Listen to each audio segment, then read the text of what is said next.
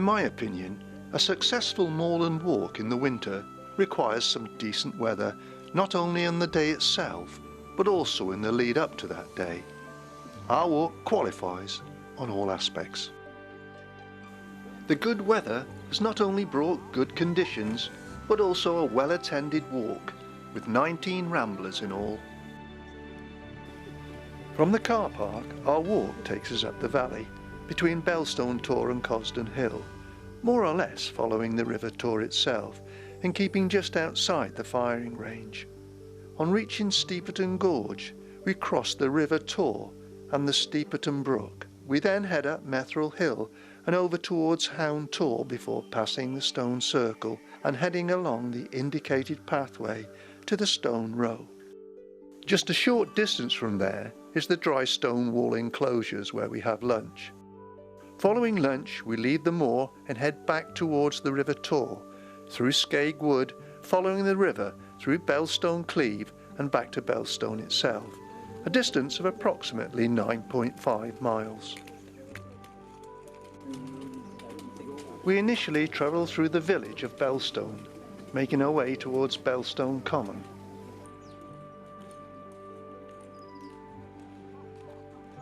Belstone is recorded in the Domesday Book as Belstone.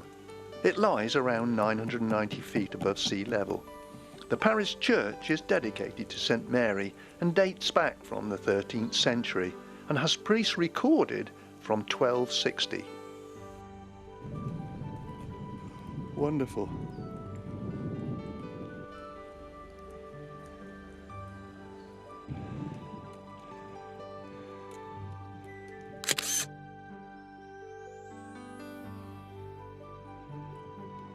For the first 2 miles or so, our pathway is a wide stony track following the bottom of the valley. No danger of anyone getting lost here, hopefully. Looking to our right, there are a number of well-camouflaged army personnel, quite difficult to see amongst the rock glitter. On the east side of us is Cosden Hill, and on the west side is Belstone Tor and Higher Tor.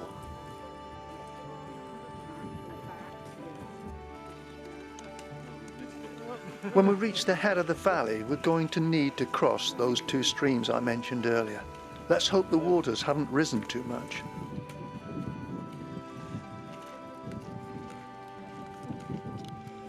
The stone track gradually changes to a broad grass track, and the terrain is quite soft in places. Show your beard! Strung it out a little bit.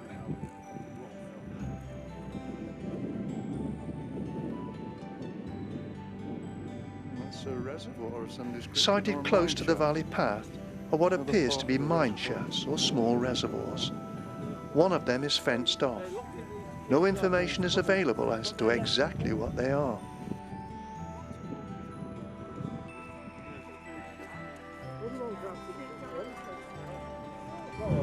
Firing range just up there.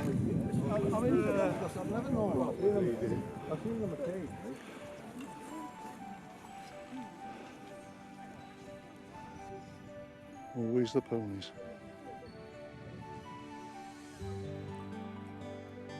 In front of us, our initial destination, Steeperton Gorge, with the River Tor running down into the valley.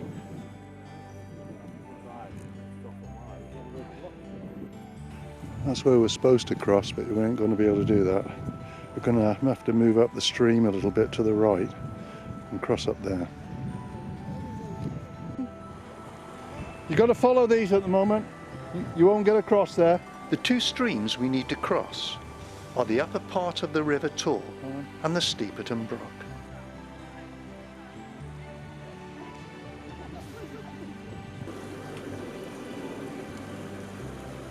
Crossing streams or rivers should generally be avoided, but in this instance it can't be helped without going a completely different route. The other one's gone too deep, Gray. We actually crossed this stream a few days ago on a recce, in a different place, but now the waters have risen, making that particular crossing unusable.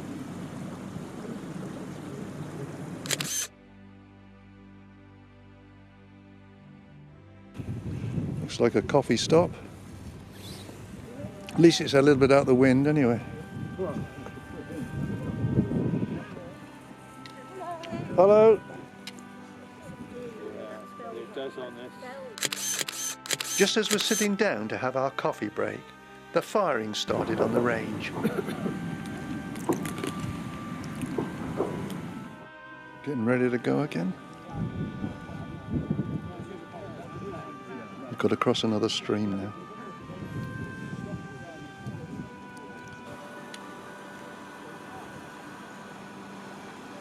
Going to cross over by this tree up here, I think. Our second stream crossing, and this time it's Steeperton Brook, and is helped by a convenient tree growing on the bank.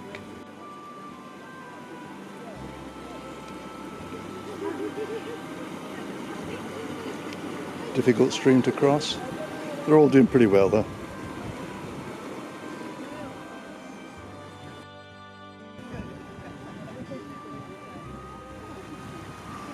I didn't get that, Norman. Nearly had you. You think so? I was just balancing, he grabbed me under the arm and pulled me. From Steeperton Brook, up Methrel Hill has no real pathways. Difficult walking up here. Not even animal tracks. Tufty. Rough walking over classic grassy tufts with deep pockets and mixed in with bracken in places. Ankle twisting terrain.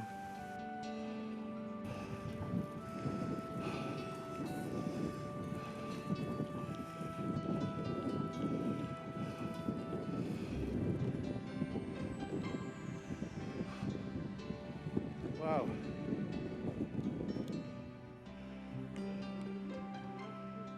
Oh, something else, Pete. I think the flag's flying up there. You must have heard the gunshots when I was filming earlier. Unfortunately, more of this uneven terrain, but this soon becomes fairly flat, more even ground, although quite wet.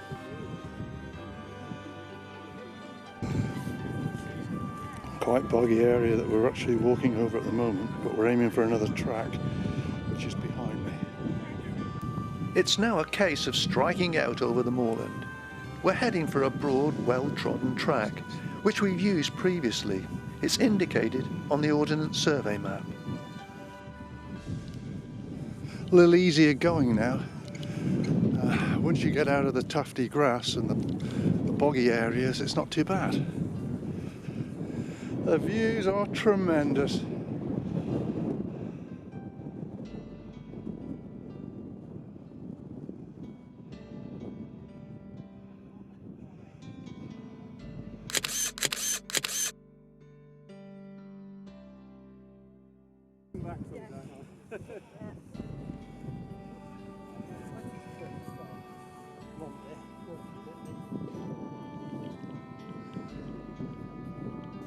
We've managed to find the track, which is fairly easy to follow, if not rather wet in places. Here comes the stone circle. In 1896, there were only 13 stones standing here. The Dartmouth Exploration Committee re-erected 5 of the stones at that time.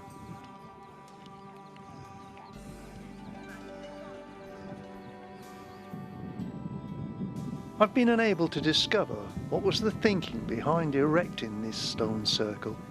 The history seems very sparse.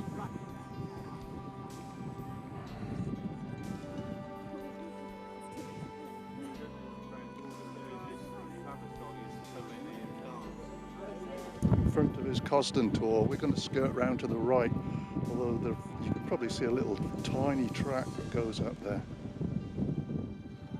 And up that way is a little hound tour. The path now follows quite a deep cleft, parts of which are very wet indeed. Here come our valiant walkers. Hope they're enjoying it. I'm sure they are.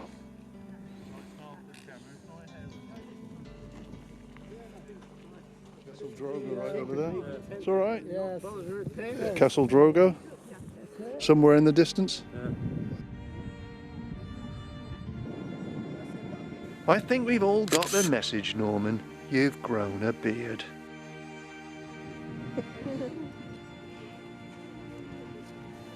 At this point, the indicated track becomes very wet and quite boggy in places. In an endeavour to find a drier route, we skirt around the main path.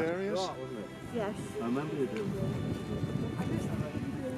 that. Keep going round and trying to miss the boggy areas, but not too bad.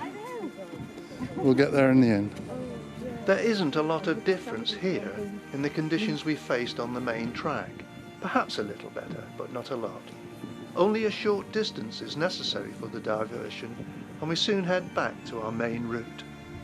I think we're coming down to meet the original track now. Very shortly anyway.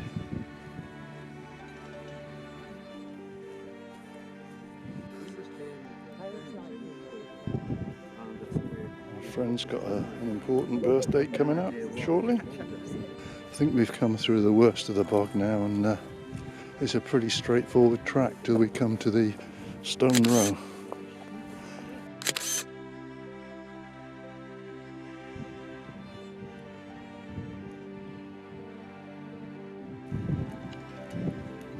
Still going in our deep cleft in the terrain here.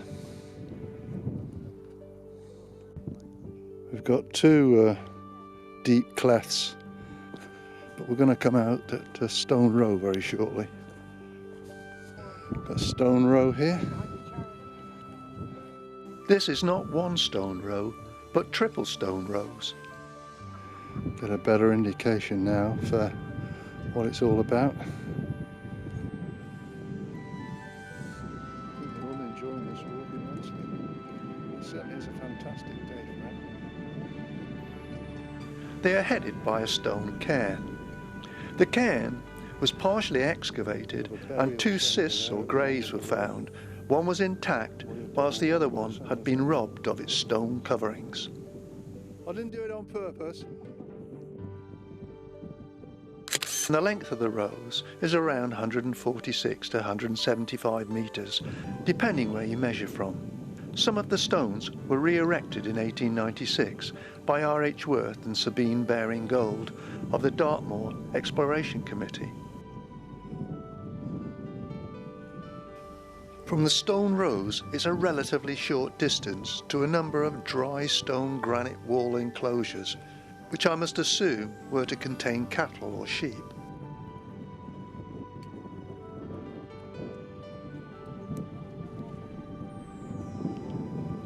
Round the other side of that one, Graham, perhaps?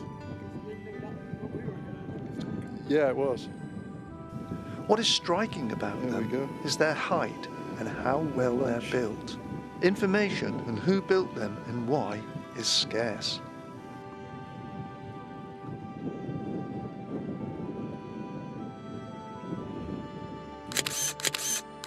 Irrespective of who built these walls and why, they do provide us with some shelter from the cold wind.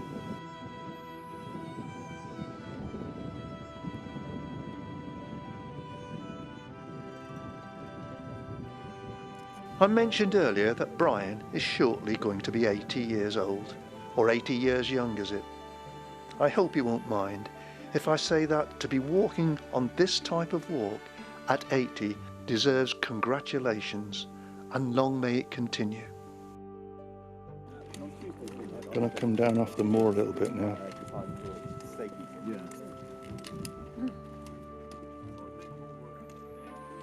The surface here, to say the least, is rough. The top has been worn away by surface water runoff. Coming into the trees now.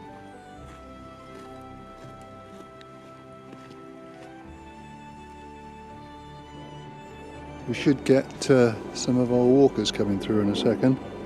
Hopefully, anyway. Here they come.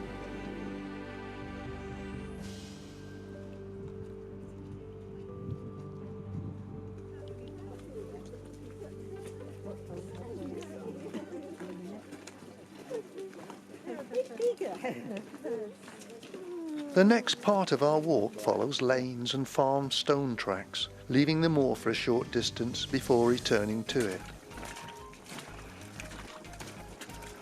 A bit of a stream to walk through.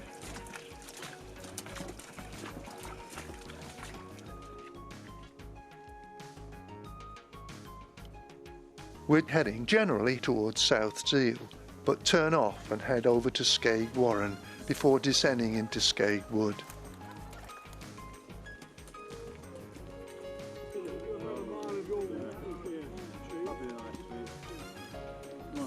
It's quite a steep part of the walk, this. It seems to go on for quite a while. How are you doing then?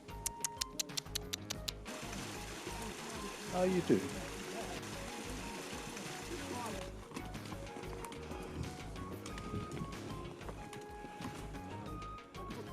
We're back on the moor, but only for a short distance. We'll turn off the main track, which is up there, and we're going and heading over to the river.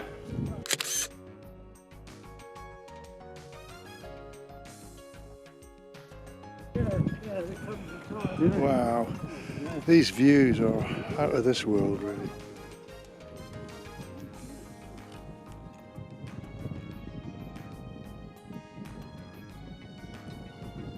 Wow.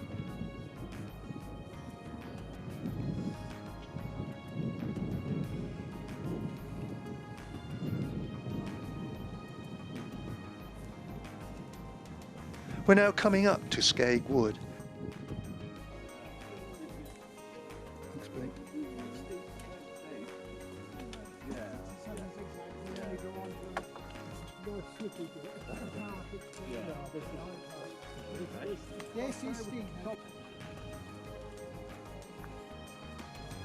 The pathway is initially quite steep, but manageable.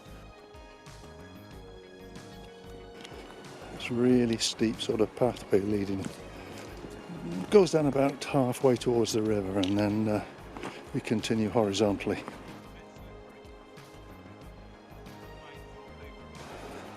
In places, a little bit tricky, but well within the capabilities of the group. And although we now follow the river Tor, we are quite a ways above it, but gradually descend to the river and cross it. You look wonderful.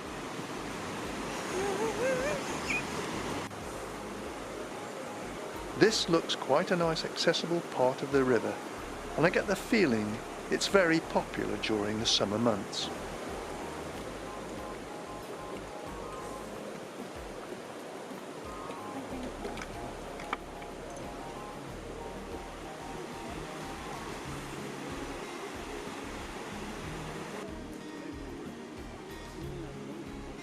This is a good opportunity to have a drinks break before continuing on through the wood. The last part of the walk involves climbing up to a higher path before making our way back to Belstone. You're going to come in a minute.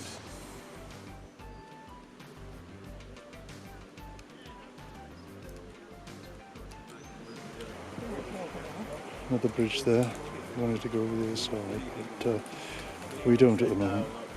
Every now and again we get a glimpse of it through the trees.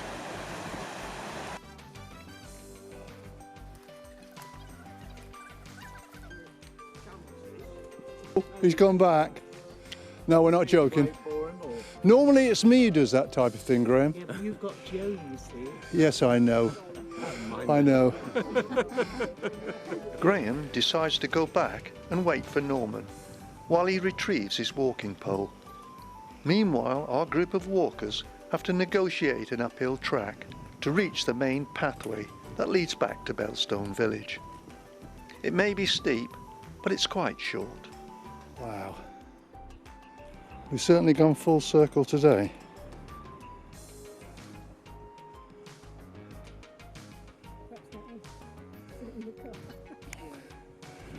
Just completing the final part of our loop as we come in back into Belstone. Belstone is in sight again, and it just remains for us all to make our way back to the car park to finish the walk.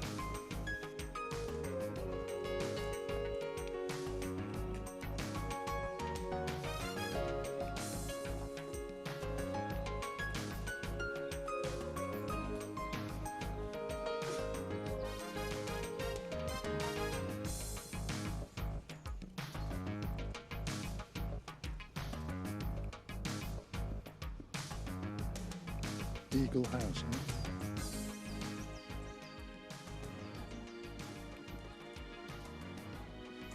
Well, it looks like another walk is over. And boy, was it a cracking walk. I think everyone's really enjoyed it. Bit of hard work here and there, bit of bog here and there, but fantastic. See you next time.